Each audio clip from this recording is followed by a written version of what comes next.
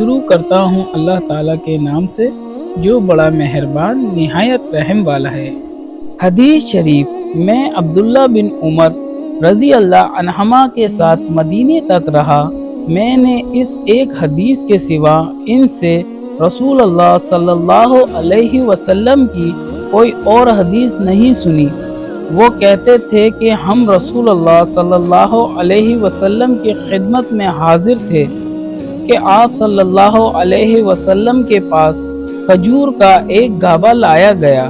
اسے دیکھ کر آپ صلی اللہ علیہ وسلم نے فرمایا کہ درختوں میں ایک درخت ایسا ہے، اس کی مثال مسلمان کی طرح ہے۔ ابن عمر رضی اللہ عنہما کہتے ہیں کہ یہ سن کر میں نے ارادہ کیا کہ عرض کروں گا کہ وہ درخت کھجور کا ہے، مگر چونکہ میں سب سے چھوٹا تھا اس لیے خاموش رہا۔ پھر رسول اللہ صلی اللہ علیہ وسلم نے خود ہی فرمایا کہ وہ کھجور کا ہے۔ صحیح بخاری حدیث نمبر 72۔ حدیث شریف: نبی کریم صلی اللہ علیہ وسلم نے فرمایا، درختوں میں ایک درخت ایسا ہے کہ اس کے پتے نہیں جھڑتے اور مسلمان کی مثال اسی درخت کی سی ہے۔ بتاؤ وہ کون سا درخت ہے؟ یہ سن کر لوگوں کا خیال جنگل کے درختوں کی طرف دوڑا۔ عبداللہ رضی اللہ عنہ نے کہا، میرے دل میں آیا کہ وہ کھجور کا درخت ہے، مگر میں اپنی کم سنی کی شرم سے نہ بولا۔ آخر صحابہ نے نبی کریم صلی اللہ علیہ وسلم ہی سے پوچھا کہ وہ کون سا درخت ہے؟